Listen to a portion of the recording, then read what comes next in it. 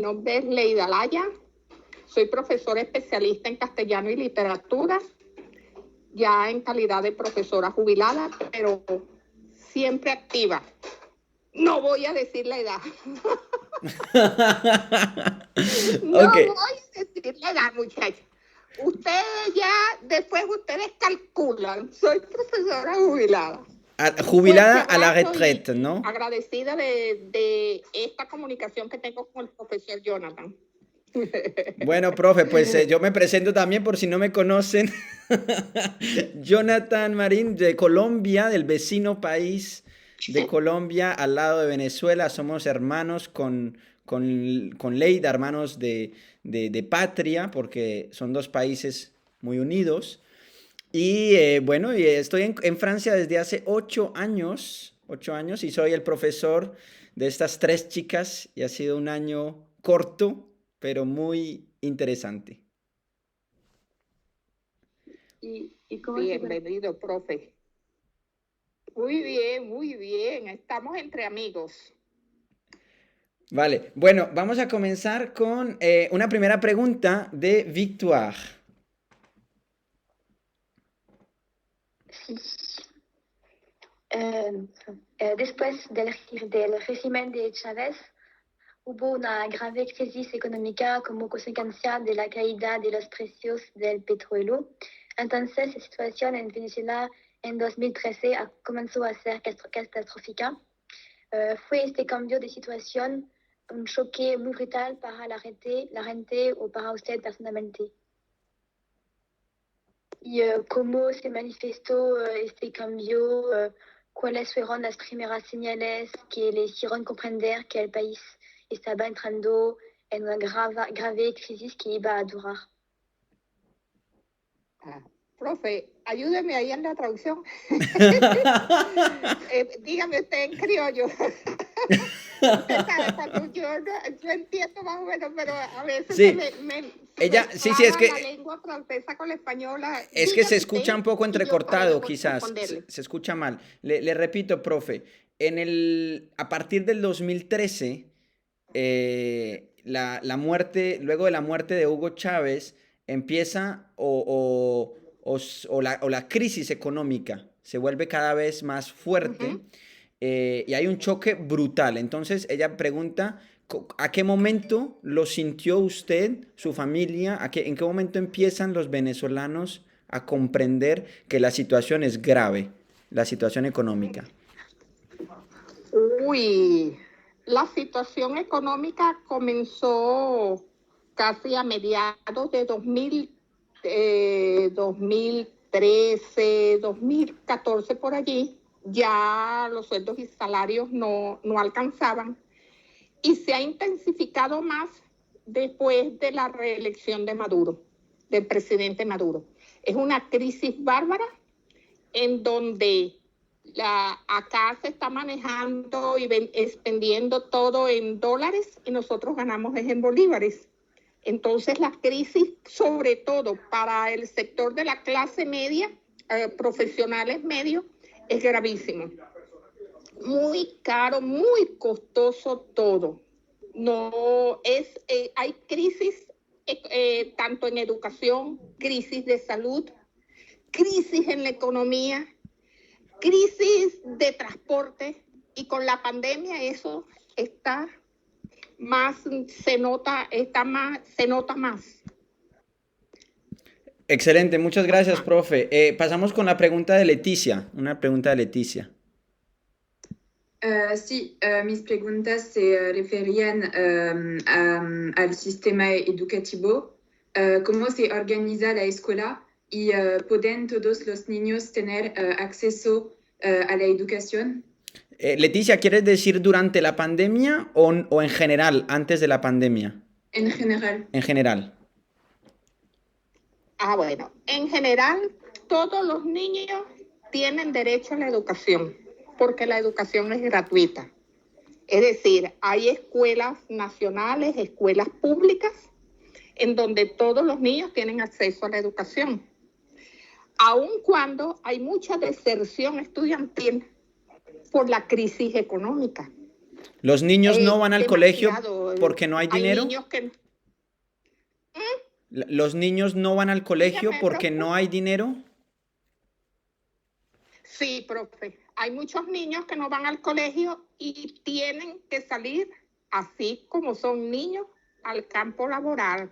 Usted ve aquí por las calles muchos niños limpiando zapatos, muchos niños pidiendo dinero a las entradas de los bancos, niños, bueno, niños que andan con sus padres. Los padres, bueno, ahí hay un abuso, ¿verdad? Los padres agarran los padres sobre todo de, de menos ingresos económicos, agarran a los niños y junto a los niños comienzan a pedir, profesor. Y con la pandemia y antes de la pandemia, bueno, eso se ha ido agudizando con la crisis económica. Profesora, Los niños han pasado, sí, yo creo que había una pregunta pasan trabajo. que era sobre la pandemia precisamente, no sé quién quién tenía una pregunta sobre la pandemia, porque me gustaría preguntar cómo cómo se está llevando a cabo la educación durante la pandemia. ¿Los niños pueden ir al colegio? ¿Se puede ir al colegio durante la pandemia? Bueno, no. Durante la pandemia las clases son a distancia. Ya va. Que el nietico vino, profe, disculpe. Vaya para allá con su papá. Disculpe, profesor, aquí estamos. No se preocupe, En vivo y en profe. directo. gracias a usted por Durante comunicarse la con pandemia, nosotros. ¿qué se hace? Se le mandan actividades a los niños a sus casas y aquí tenemos 7 días de semana radical y 7 días flexible. En la semana flexible, tanto los docentes tienen que asistir a las instituciones y citan a 3 o a 4 niños para que les entreguen todo lo que ellos han realizado. Sin embargo, se ha visto que ha habido mucha deserción. Madres que trabajan y no pueden ayudar a sus niños a la realización de las actividades en casa. Entonces, hay muchos niños que no entregan actividades. Hay muchos niños, bueno, que ha habido mucha deserción. Esta pandemia ha acentuado la crisis educativa, inclusive la forma de dar clases. Hay maestras, porque yo he visto, me han realizado preguntas, que envían las actividades, pero no envían las explicaciones. ¿Ya? Por ejemplo, en castellano, realice 5 oraciones y subraye el sujeto y el predicado. Muy bien, lo hacen. Pero ¿dónde está la explicación del maestro en donde explica al niño en qué consiste el sujeto, en qué consiste el predicado? Para que el niño subraye, ¿ya? ¿Cómo le digo yo? Se ha agudizado de que ni tanto los docentes no saben cómo hacer este tipo de trabajo de manera virtual, profesor. Vale. La crisis se ha acentuado mucho. Muchas gracias. Pasamos a una pregunta de Neri.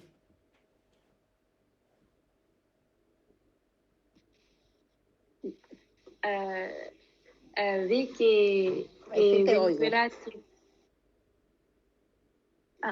he visto que Venezuela tiene la tasa de homicidios más alta del mundo y mi amigo que vive en Caracas me habló de fiestas en las que se encontró con bandas, con gente armada. Así que me preguntaba cómo es la seguridad y si se puede salir por la noche, cómo se puede.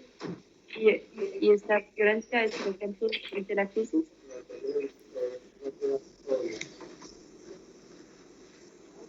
Profe, ¿escuchó bien? Ayúdeme ahí, profe. Sí, decía que Neri decía que tiene un amigo en Venezuela que precisamente ha sido testigo de la violencia y que en una fiesta se encontró incluso con unas bandas, con unas pandillas. Entonces ella pregunta si se puede salir de noche, si es peligroso, bueno, ¿cómo es la seguridad en el país? Se oyó entrecortado, profe. La seguridad en el país en este momento, ¿se puede salir de noche? ¿Es peligroso? ¿Hay muchos asesinatos, muchos robos?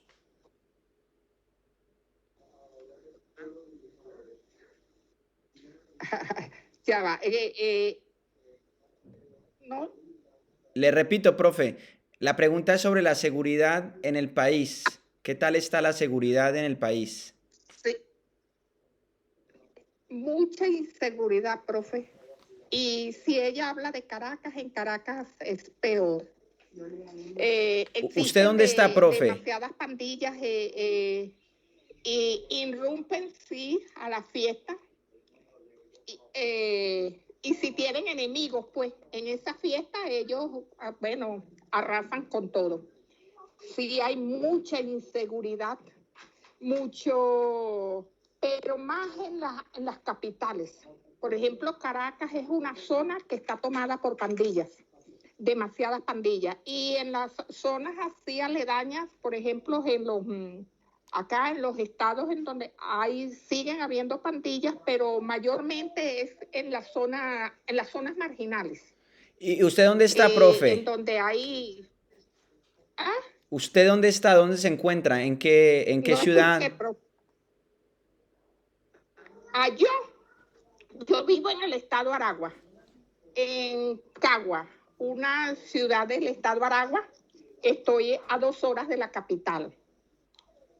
Acá donde yo vivo se nota menos eso de lo de las pandillas, pues. Aun cuando en los barrios entre ellos sí hay muchos homicidios, entre ellos por el control de si venden drogas, ¿ves? Ese es el problema. Sobre todo el problema tiene que ver cuando hay ese tipo de situación es por drogas. Y eso se ve más en los barrios marginales, pues.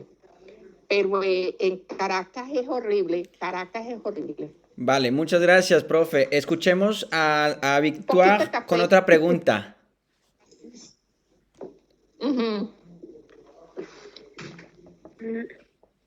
La violación de los derechos humanos, ¿sí? La violación de los derechos humanos, la corrupción política, la crisis económica y la pobreza han tenido un efecto destructivo en la población, provocando la huida de millones de venezolanos, como lo vivieron sus familias y amigos.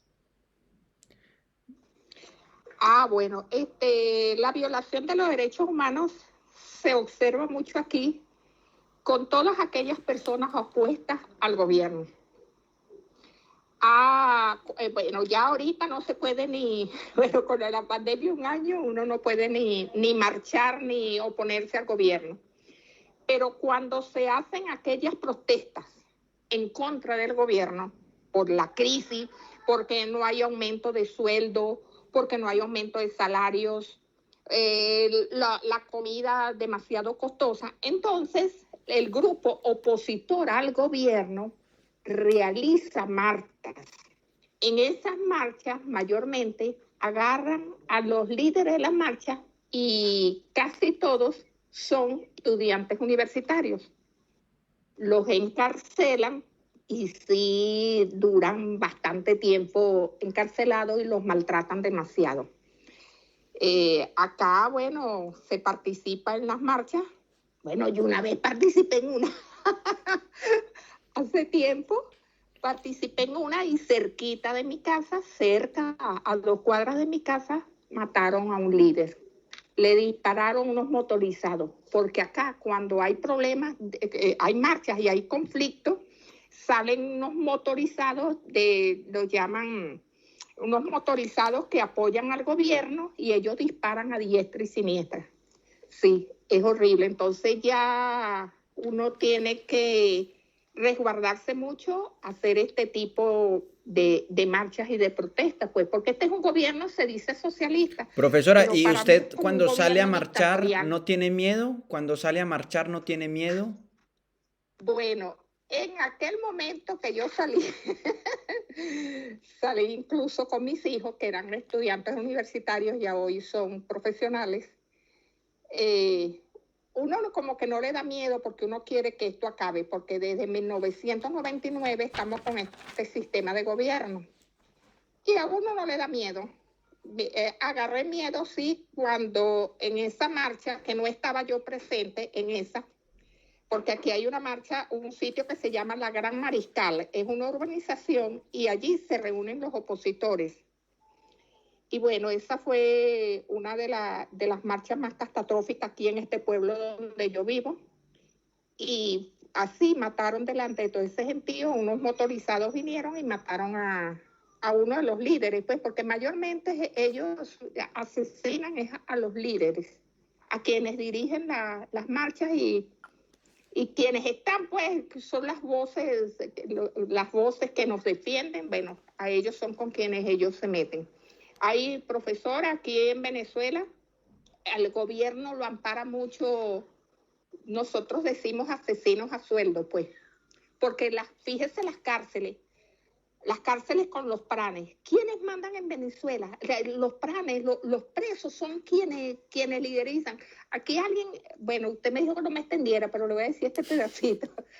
Alguien está construyendo una casa y ven que están construyendo. Bueno, profesor, si aparecen 5 o 6 motorizados y le dicen al dueño de la casa, si no nos pagan por todo eso que ustedes están haciendo, le destrozamos la casa. Aquí cobran.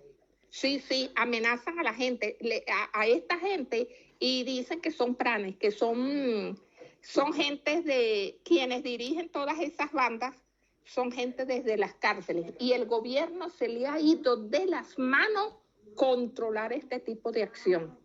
Es horroroso. Profe, en la pregunta de Victoria, de Victoire, había una parte de que mucha gente ha huido del país. Hay muchas personas que han huido del país. Sí. Si a usted le ha afectado eso personalmente o a su familia, si ha tenido gente, amigos, familiares que se han ido de Venezuela, que han huido, que han migrado.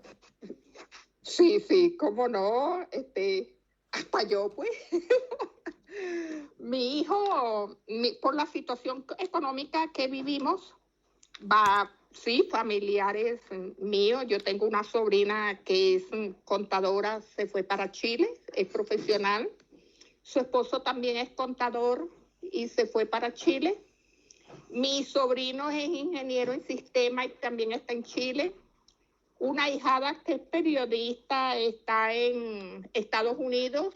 Su esposo, que también es periodista, está en Estados Unidos. Mi primo es ingeniero y está en Estados Unidos. Mi hijo estuvo en Colombia durante un año. Mi hijo es psicólogo clínico, estaba trabajando allá.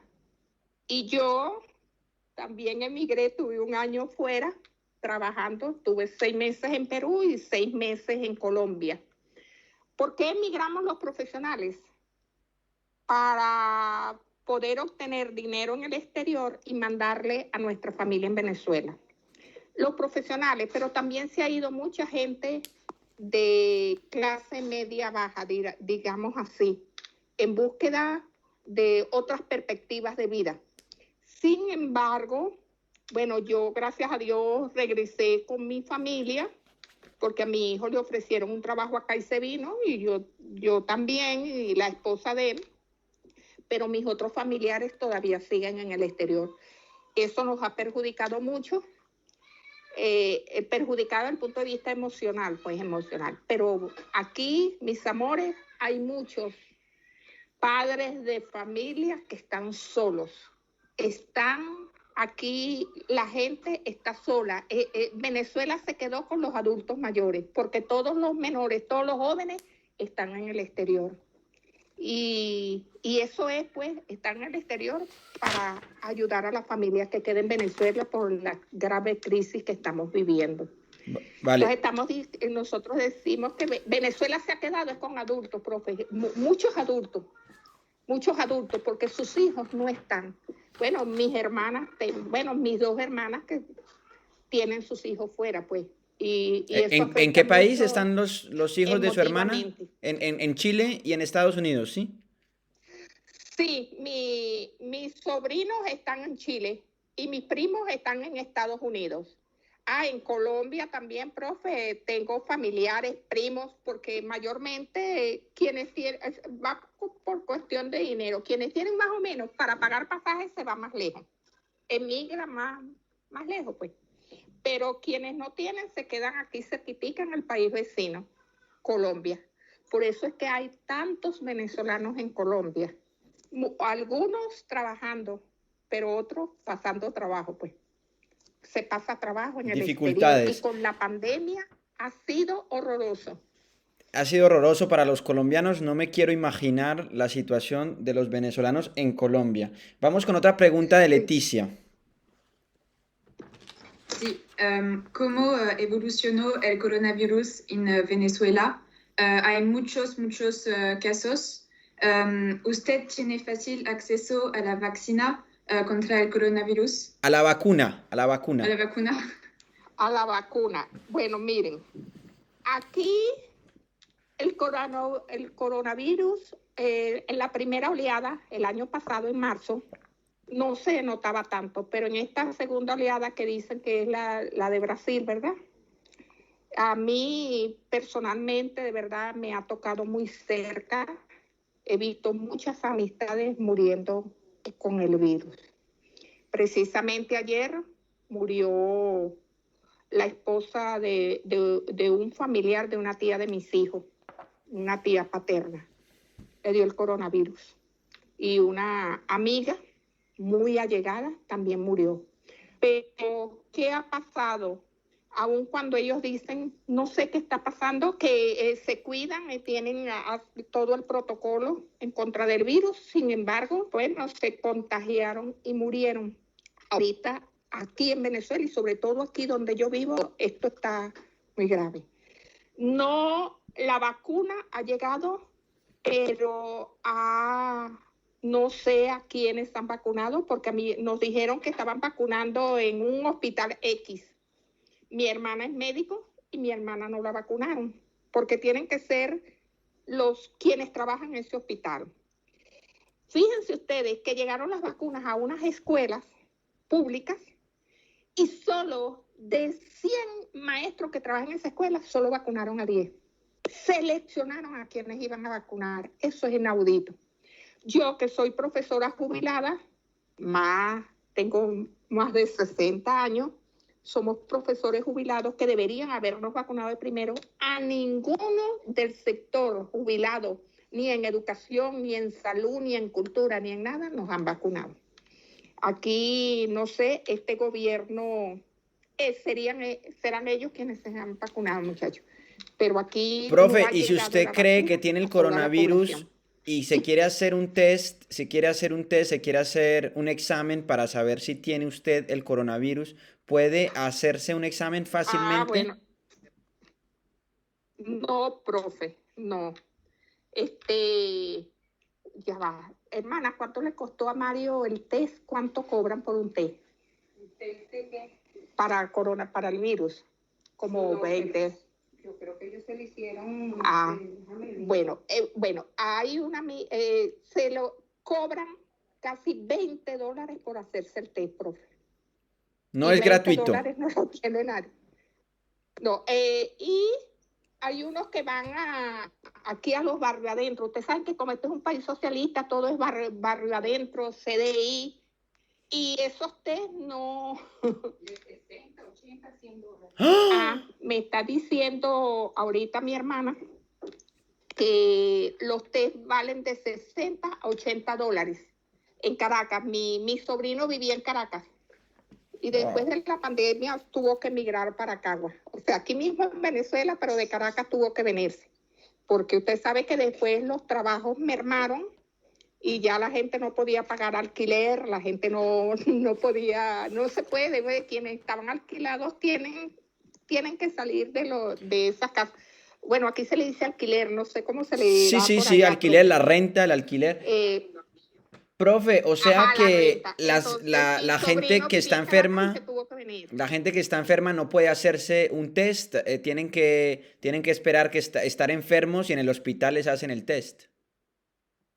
Sí, señor, así es. Bueno, mi amiga, profe, una amiga que murió, yo la vi, vamos a decirla que yo la vi el domingo, ella estaba en su casa, estaba en un porche, entonces yo la saludé, hola. Ajá, al día siguiente me dice mi hermana, ¿sabes quién tiene COVID? Y yo digo, ¿quién? Maritza. Ajá. A los 3 días me dijo, murió Maritza. Yo digo, ¿cómo? Bueno, profesor, la llevaron a una clínica. Para poderla tener en esa clínica ese día le estaban pidiendo $1,000, profe, $1,000, dólares que no tenía la hija desesperada. Y porque le dijeron, llévala a donde llevan a los enfermos, pues, de COVID. Pero no te aseguramos que haya puesto, que tenga allí para tenerla. Bueno, mi amiga le compraron todo porque tenía un hijo, creo que en el exterior, y le mandó, pero para los $1,000 no. ¿Por qué muere ella? Porque había, por ejemplo, tratamiento que no tenía. Y no tenía para la bombona de oxígeno, porque ahora están así que para llenar las bombonas de oxígeno cobran en dólares. La gente no tiene acceso a ese tipo de tratamiento. Hay una inyección, Reservir, no me acuerdo cómo es que se llama, y lo sé, profe, por los grupos en donde yo estoy, que dicen, por favor, que tiene ese Reservir, vale $200, profe. Qué pobre, qué persona que no tenga ingresos va a tener a eso. Aquí la gente está muriendo, mis amores, es porque no hay cómo ellos cubrir su tratamiento. Las personas y cuando ingresan a esos sitios, bueno, le dicen que murieron. Y una vez que mueren, ni siquiera le dan los restos. Tienen que esperar 15, 20 días para que le den unas cenizas, que la gente no sabe si de verdad las cenizas de su familiar o no. Pero así está la situación. Y mayormente cuando la gente es pobrecita, están enterrando en bolsas negras, en fosas comunes. Esa es la situación aquí en Venezuela. Por eso hay tantas personas fallecidas y tanto porque no tenemos acceso a la vacuna, no tenemos acceso al tratamiento. El tratamiento es muy costoso, profesor, demasiado costoso. El tratamiento para a las personas que les da el COVID. Vamos con otra pregunta, profe, de Neri. Crisis de salud, Bárbara. Escuchemos otra pregunta de Sí. Neri, profe. Dígame. Me preguntaba si con la crisis es fácil tener acceso a buenos alimentos y agua potable y en tiempos de escasez reciben ayuda de otros países. No. Con esta crisis hay crisis en todo. Crisis en todo. El agua potable hay que comprarla. Y eso está caro, muchachos. El sueldo mínimo en Venezuela es de 1.800.000 bolívares. El sueldo mínimo. Y un botellón de agua potable, vale casi el 1.000.000 de bolívares. Entonces, una gente, ¿cómo se puede vivir con 1.800.000 bolívares? Ese es el sueldo mínimo en Venezuela. Los jubilados, las personas que estamos jubiladas, cobramos sueldo mínimo en la jubilación, 1.800.000 bolívares. Y no tenemos, ¿cómo les digo yo? No tenemos acceso. ¿Qué está comiendo uno? Bueno, uno está comiendo, haciendo el mercado. Mayormente ahora la gente no consume lácteos, no consume carnes, no consume aves, no consume pescado, porque no alcanza el dinero, no alcanza el salario, no alcanza el sueldo. Entonces la gente dirá, todo negativo, ¿verdad? Mi hermana que está aquí conmigo me dice, todo negativo, hermana. Y yo le digo, sí, profe, esta es una situación bárbara, demasiado bárbara. La crisis, yo creo que yo esta mañana le envié un material al profesor sobre, ¿se acuerdan? Sí. Ahí está más o menos esbozado la situación que estamos viviendo. Profe, sí, ¿y muchachos, entonces qué come la gente? ¿Qué se puede comer? ¿Qué puede comer la gente? Bueno, mire, profe, hubo una época que hasta yo, pues, vamos a decirle así, que no había comida porque no había nada en los mercados. La gente comía, era yuca todo el día, yuca. No sé si ustedes han Manioc. comido de yuca. Aquí se llama manioc. Ok, eso, yuca. ¿Qué come la gente? Arepa, profe. Arepa en el desayuno, en el almuerzo y en la cena. ¿Y con qué se comen esa arepa? Con mantequilla y queso. Pero ya no le pueden echar ni mantequilla. Yo por allí, a raíz de que el profe me había dicho de esta entrevista, yo ahora se lo puedo pasar al profesor, le tomé fotos a algunos anaqueles, en donde le tomé fotos de cuánto cuesta una caraota, una mantequilla, cuánto cuesta una mayonesa, una salsa de tomate. La mantequilla, usted sabe lo que uno le unta, no sé si allá ustedes le untan a la mantequilla. Aquí Sí, mucho le mantequilla. beurre. Bueno, profe, casi 6 millones de bolívares y el sueldo mínimo es 1.800.000. 6 millones de bolívares. Sí, señor. En dólares, ¿cuánto costaría la mantequilla? Bueno, el dólar hoy está, porque también le tomé foto para esta entrevista, el dólar está hoy a las 9 de la mañana, 2.843.000 bolívares está el dólar en Venezuela. El dólar superó el sueldo mínimo, profesor. Quiere decir que nosotros mensualmente ganamos menos de $1 ahorita. Y yo le tomé foto para enviársela a usted también y por si a las muchachas, a las jóvenes estudiantes les servía. Bueno, aquí de cariño uno dice las muchachas, ¿ok? Por eso dije las muchachas. Sí, por cariño. Profe, es decir que una mantequilla cuesta $2. 2 y 2, 4. Sí, una mantequilla cuesta $2 y nosotros ganamos menos de $2. El aceite, profe, ayer fui, que cuando yo hablé con usted, el aceite estaba en 6 millones, creo que le dije. Bueno, le tomé foto. Ya el aceite está en 9.800.000, porque eso es otro, profesor, que es tan horroroso que en la medida en que aumenta el dólar, también los chinos, porque aquí quienes tienen todos los comercios son los comercios, los chinos, aumentan los productos. O sea, el producto aumenta de acuerdo al aumento del dólar. Entonces estamos, bueno, esto es horroroso. Yo no sé, uno porque más o menos, ¿cómo le digo yo? Las entradas de dinero, pero la verdad es que yo no sé el sector menos pudiente, de verdad, profe, no sé. Yo siento que hay mucha gente que hasta se acuesta sin comer. Hay muchas personas muy pobres, muchos alumnos que no van a la escuela, ni hacen tareas dirigidas, ni las madres le están haciendo los trabajos virtuales porque ellos dicen, ¿cómo hacemos?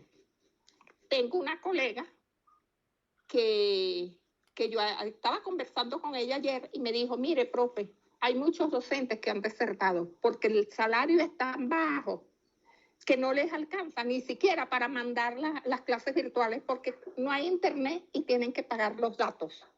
Entonces, ¿cómo hacen? Y dicen, ella me dijo que hay mucha deserción y muchos se han ido al exterior.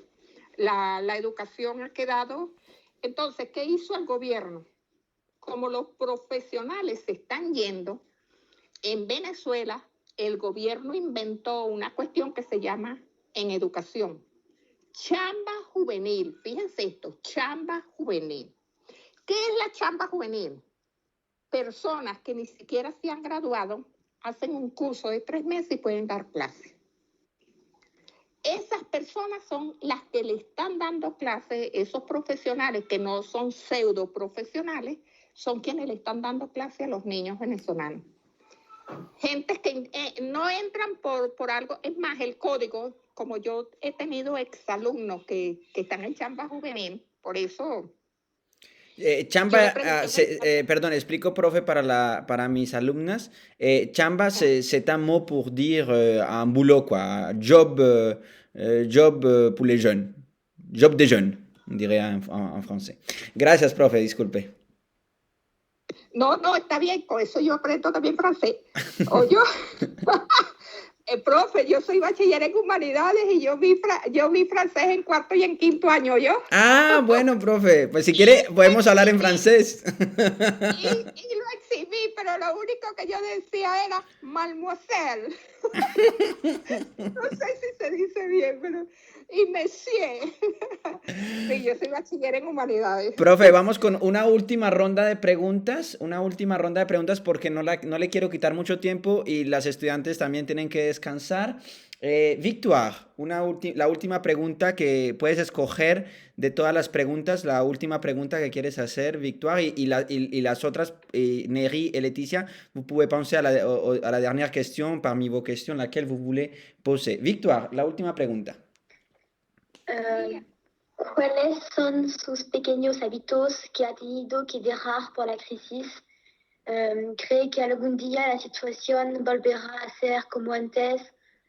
Y con Juan Guaidó, por ejemplo. Y me encantaría saber cómo usted imagina el futuro del Venezuela. Esto sí lo entendí. Bueno, mire, yo lo que más deseo es que tengamos un cambio de gobierno, de sistema político, porque ya hemos visto que este sistema político socialista, en vez de enriquecernos, nos ha empobrecido demasiado. Porque esto no es socialista, esto es comunismo, esto es dictadura, esto ya yo no sé ni qué sistema de gobierno estamos viviendo aquí en Venezuela. Y sí deseo para mis hijos, y por eso fue que asistí a las marchas, por eso fue porque yo quiero y deseo que mis hijos y mis nietos vivan en otro tipo, en la Venezuela de antes. Que en la Venezuela de antes yo con mi sueldo de profesora compré una casa, compraba carro, compraba todos los artículos. Y que yo viendo a mi hija ahorita, mi hijo, el que es psicólogo, mi hijo psicólogo, y que mi hijo viva conmigo todavía porque no tiene los medios para él comprar una casa, que no tenga los medios para él comprar un televisor, porque con lo que gana es para comer.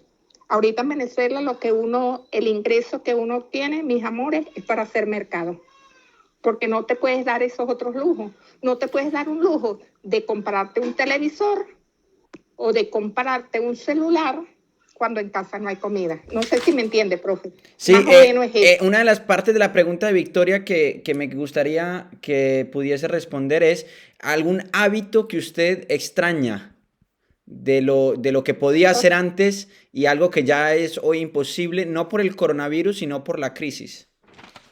Por la crisis. Bueno, lo que yo hacía antes y que lo extraño demasiado. Bueno, yo también aquí soy un poquito atleta, ¿no? Yo juego voleibol, porque yo fui atleta en mi época juvenil. Yo lanzaba bala, disco, jabalina, juego voleibol, juego bolas criollas. Y con la crisis, bueno, profe, con la crisis, con la pandemia, bueno, esto sí tiene que ver con la pandemia, no nos han abierto los clubes para que nosotros podamos practicar.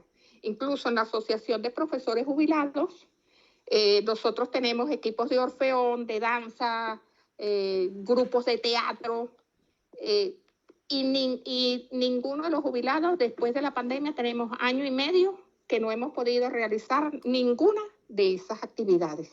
Vale. Eso ha hecho que muchos jubilados estén en crisis emocional. Se sienten frustrados solo porque los hijos emigraron. Y luego las cosas que hacíamos en deportes, en cultura, en teatro, en canto, en pintura, porque también tenemos pintura, no lo hemos podido hacer. Ese es un hábito. Y el otro hábito de la crisis, bueno, ustedes se reirán, muchachos, pero yo soy sincera y el profe así me ha conocido, que no podemos tomar ni cerveza, no podemos tomar licor porque es demasiado caro, demasiado costoso. ¿Cuánto cuesta una cerveza, profe? Tomar es agua. Uno va a las reuniones y toma agua o café. De verdad. ¿Cuánto cuesta una cerveza? ¿Cuánto cuesta una cerveza en Venezuela hoy? Bueno, mire, en estos días pero mi hermana está ahorita recién es abuelita porque mi sobrino, su esposa tuvo una bebé. Dijimos, vamos a celebrar, porque el venezolano todo es celebrar, vamos a celebrar con una cerveza el nacimiento de la bebé. Ay, profe, ¿cómo vamos a celebrar si la caja está casi en $50? Y le digo, ¿cómo va a ser posible? $50 una caja de cerveza, profe. Eso es. Una caja Y de me da la cerveza cerveza, hay son que comprar 30 hielo y todo. botellas. Sí, de 36 botellas. Ya.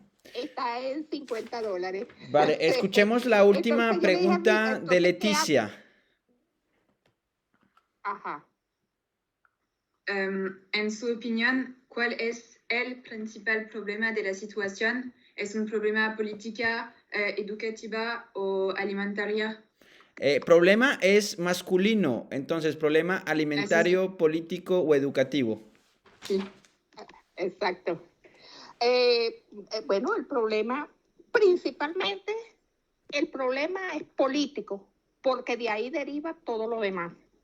Al haber un problema político que el sistema político de Venezuela no nos ha dado las luces que deberíamos tener, eso ha traído como consecuencia el problema económico, porque no había aumento de sueldo.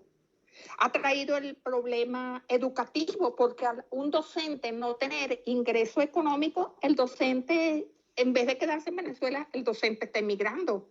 El docente. Problema de salud, porque los doctores están emigrando, el personal médico está emigrando. Ahora el gobierno hizo así como es chamba juvenil para Venezuela, chamba juvenil para los educadores, a nivel de médicos están saliendo ¿cómo es que se llaman esos doctores, hermana? Doctores comunitarios. Que para mí un médico comunitario es como cuando gradúan de enfermero, pues. Un enfermero, ajá. Entonces, ahora, y en cada área, el gobierno, con pañitos calientes, entonces, no hay profesores graduados del pedagógico, lo que sea, bueno, les meto lo de charla, bueno, usé la palabra meter, el lenguaje popular, les coloco profesores de chamba juvenil, pues, se van los profesores, váyanse, pero yo les coloco otros, se van los médicos, váyanse, yo coloco los de barrio adentro, ¿me entienden? Eso es lo que ha hecho el gobierno. Que, no nos da, ¿cómo va a ser posible que un profesor, muchachos, un educador gane 1.800.000 bolívares cuando el dólar está en 2.800.000? Eso es inaudito. ¿Cómo estamos viviendo aquí? No estamos viviendo, estamos sobreviviendo. Y por eso muchos educadores, hablo de educadores, pues yo soy educadora, la crisis les está afectando emotivamente. Aquí hay muchos problemas de educadores, problemas mentales, problemas del corazón, muchas enfermedades se les ha agudizado a los adultos mayores en Venezuela por la crisis, porque no tienen dinero para comer, para comprar los lácteos, para comprar las carnes, para comprar las aves. Y aunado a esto, las medicinas son muy costosas. Y uno muchas veces dice, bueno, que me traigan medicina de Colombia. Muy bien, te pueden traer de Colombia, pero ¿cómo las pagas si no tienes ingresos? Todo eso, mi hermano. Profe, Esa es última la situación del pregunta panorama. y la última pregunta de Neri, la última pregunta de nuestra tarde aquí en Francia y de su mañana allá en Venezuela. Neri, adelante. Al principio del curso tuviste problemas para conectarte, pero su conexión parece estar bien. Así que me preguntaba si tienen un buen acceso a Internet, pero también a la electricidad en general, y especialmente porque durante esta pandemia Internet es indispensable, así que pueden trabajar fácilmente. No podemos trabajar fácilmente, inclusive yo ahorita no estoy en mi casa. Cuando el profesor me hizo la propuesta, yo le dije, ay, profe, pero yo no puedo porque yo no tengo internet aquí. Es horroroso, tengo que trabajar con datos. Tuve que venir... Con datos, ça veut dire avec les téléphones mobiles, mais les forfaits assez chers. Sí, perdón, profe. Les explicaba un poquito qué quiere decir los datos. Ajá, los datos y eso se acaba. El problema de la comunicación aquí es horrorosa. Y por ejemplo, cuando se caen, como uno dice, se cae la línea, se cae la cobertura. Por ejemplo, mi teléfono es Movilnet. La línea telefónica mía es Movilnet, que es una línea del gobierno. Movilnet es del gobierno, la maneja el gobierno. Bueno, mayormente yo estoy sin cobertura. Y eso que yo vivo en una ciudad, pero me voy hacia el llano. Miren, daría risa, muchachas. Ojalá y pudieran venir a Venezuela cuando esto mejore. Para uno agarrar cobertura tiene que subirse arriba de las matas.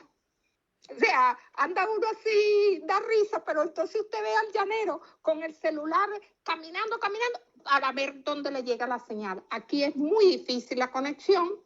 Incluso a mí me han propuesto algunas colegas que hagamos trabajos vía Zoom, charlas, conferencias. Y yo digo, pero ¿y si no tengo cobertura, cómo lo hago? Hasta eso ha mermado en nuestro trabajo.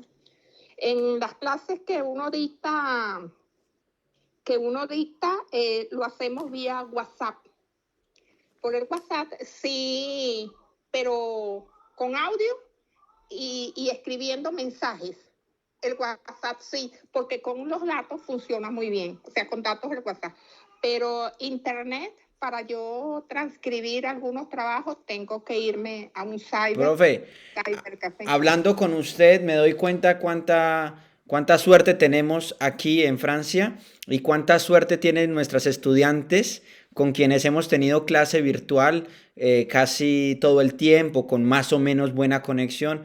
Entonces, bueno, pues, ¿cuáles serían sus últimas palabras en cuanto a la educación a distancia, que aunque es difícil, pues aquí tenemos la suerte de tener una buena conexión a internet? Entonces quizás pueda usted darles un consejo a estas chicas que para quienes a veces es difícil, a veces es fatigante, algo un poco pesado estudiar a distancia. Bueno, mi consejo es que yo admiro el que ustedes estén en Francia y que sus clases virtuales se lleven al 100% bien, porque hay que aprovechar las maravillas que nos da Dios, y eso es una maravilla, el que ustedes estén allí. Entonces hay que aprovechar las clases virtuales, las clases a distancia, porque no sabemos cuándo termina esta pandemia. Esto es horroroso y esto como que va para más tiempo. Entonces uno tiene que aprovechar esas benevolencias. Aquí en Venezuela estamos subsistiendo con las clases virtuales. Yo doy clases virtuales del placer de leer. Comencé con 21 docentes y ya quedan 8. Todos se han retirado por problemas de conexión y que no tienen cómo costear los datos, aun cuando toda la clase es gratuita. Es gratuita porque es por la Fundación Empresas Polar. Ustedes tienen que hacer el mayor esfuerzo de aprovechar esto, porque no sabemos hasta cuándo va a ser. Entonces, si tienen conexión, si tienen un profesor que les dicta clase, si tienen un profesor que las motiva, tienen que aprovechar eso.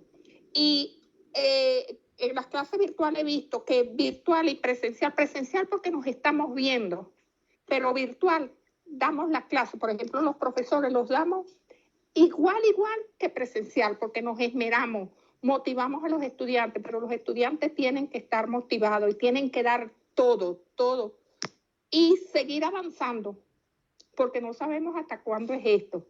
Y yo felicito al profesor, tienes excelentes estudiantes, están muy lindas. ¡Qué bien! Después, cuando cambie todo aquí en Venezuela, vienen un ratico a Venezuela, pero cuando caiga Maduro. Profe, muchas gracias por su tiempo, muchas gracias por sus consejos y por sus palabras, y muchas gracias por su testimonio. Ay, profesor, mire, agradecida. Lamentablemente les dije de todo lo negativo. Bueno, ¿qué nos puede decir de positivo de Venezuela para terminar en algo positivo, con algo positivo? Es el ánimo. Mira, ¿qué es lo positivo? Que miren todo lo que está pasando y por lo menos yo que soy profesora jubilada, sigo activa, sigo chévere, me encanta dar clases, así sea virtual. Lo otro, no hemos podido ir a las playas las tienen cerradas, profe. Hay una playa que me gusta mucho en Morrocoy y cerraron las playas porque se dieron cuenta que en Carnaval abrieron las playas, o sea, podía ir la gente y toda esa gente se contagió. Más de 100 personas, 100, 200 con el virus. Entonces, no tenemos acceso a la playa, no hay acceso a los cines. Por eso, pero sí lo positivo es que seguimos creyendo en Dios, seguimos creyendo que este gobierno va a caer y vamos a tener un gobierno democrático en Venezuela y seguimos creyendo que Dios nos va a ayudar y que no haya tantas pandillas, de que los anaqueles de los supermercados estén llenos de comida, que podamos comprar lo que nosotros queramos y no comprar de acuerdo a la cantidad de dinero que tenemos. Eso es lo que queremos para Venezuela y bueno, permita Dios que de verdad esto se dé. Agradecida a mi profe y siempre a la orden. Muchas Y gracias, ustedes, profe. Dejo a los que Dios estudiantes que se despidan. Chicas. Gracias. Muchas gracias. Muchas gracias. Muchas gracias. Esta etapa muy interesante. Bueno, chévere, estamos a la orden. Profe, cuando usted quiera podemos conversar otra vez. Bueno, profe, muchas gracias. Gracias, chicas. Os dejo descansar y nos vemos en 15 días. En 15 días para hablar un poquito de lo que pasó hoy y que me contéis qué habéis pensado. Y bueno, es una situación bastante complicada, lo habéis visto. Y entonces, bueno, qué suerte tenemos nosotros, qué suerte tenéis vosotras también. Así que hay que aprovecharla. Ok. Adiós, un abrazo, chao. Un abrazo fuerte Adiós. al venezolano. Gracias, un abrazo a Venezuela. Igual, un abrazo Francia y Colombia. Francia y Colombia unidos por la paz. Por la paz. Francia, Colombia y Venezuela. 3 países unidos en hermandad. Abrazo.